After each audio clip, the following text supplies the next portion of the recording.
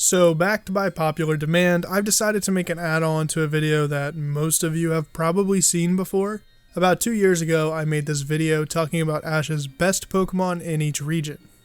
At the time of making that though, Alola was just getting started, so it was of course not included in the video. Since then, I've gotten a ton of comments either telling me I forgot the Alola region, or the more cultured comments telling me to make one for Alola. So, you guessed it, that's what we're going to be doing today. Today, we're going to be taking a look at Ash's Alolan roster and deciding which Mon is the best. In my time. Yeah, rolling, I can never get enough. I've been up too long and I way too drunk, but we straight up in it and we feeling lifted and we. So after missing out on a lot during my absence, I needed a refresher. What better way to do that than to watch every episode of Sun and Moon, right? Wrong. Thanks to my friend Lumiose trainer Zach and his fantastic league reviews of the Pokemon anime, I got up to speed relatively quickly. I'll actually leave his Alola league review down in the description, and if I can remember, I'll even throw up a card. Should be in the top right corner. But anyway, for picking Ash's best Pokemon, I'll be taking a look at his final 6 because, let's face it, those are his best Pokemon of Alola. Now, of course, this all-star roster will be featuring the Electric Rat Pikachu, the Killer Kitten Torracat, the Lazy Bird Rowlett, the Midnight Wolf Lycanroc, the Silver Surfer Meltan, and Nagata Adele. I wanted to say Poison Boy Poipole, but they took that away from me, so it's just Nagata Adele. Anyway, what fun would it be if I just told you Ash's strongest Pokemon? None. So instead I've narrowed it down to 3 options, and together we're going to explore and find out our answer. So without further ado, let's jump right in with Rowlett.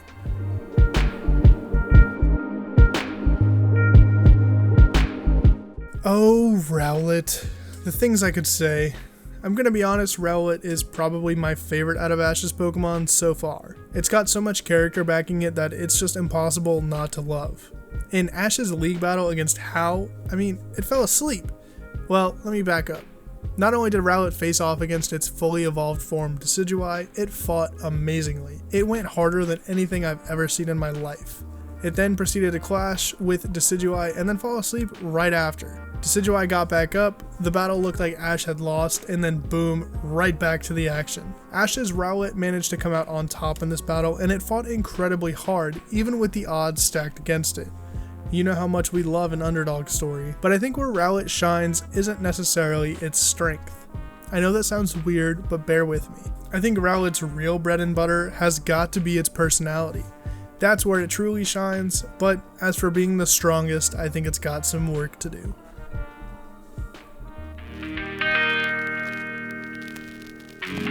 Next up is going to be a personal favorite of mine, Nagata Adele. Just the name alone should strike fear into the hearts of your enemies, but if that's not enough, well then let's take a look. Nagata Adele made its appearance in the final battle versus Kukui, actually battling twice and winning half of its matches, though it did deal some decent damage on Tapu Koko. Its fight versus Kukui's Lucario, however, was a pretty good one, and it seemed Nagata Adele was able to hold its own. Unfortunately though, I don't think Nagata Adele was given enough screen time to fully be gifted the crown of being Ash's best Pokemon in Alola. It does, however, get the gift of participation. A silver medal, if you will. Anyway, I think you know what number 1 is going to be, but let's get right into it.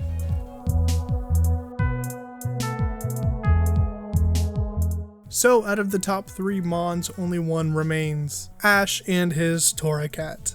I think this is quite obvious, but the Firecat needs to be talked about. It's got a number of bodies under its belt, and in the finals was something special. It took a Blast Burn and literally ate it up from Kukui's Incineroar. Although it had to be recalled, it still took it like a champ and actually used it to boost its own power. It then absolutely bodied Kukui's Venusaur and then went toe-to-toe against Incineroar again, this time taking it out for good and evolving after the battle.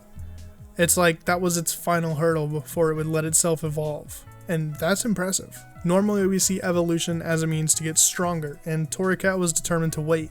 It probably could have evolved at any point before then, but it chose to wait. And it should be noted that it also spent the last of its energy on evolving here, so right after it knocked itself out. But hey, at least Kukui's Incineroar didn't take the victory here. So I guess Ash's strongest Pokemon in Alola is Torracat, or Incineroar. Something like that. Anyway, I'm sure that's not a surprise to any of you that watch the Alola arc in the anime, but let's jump right into the outro.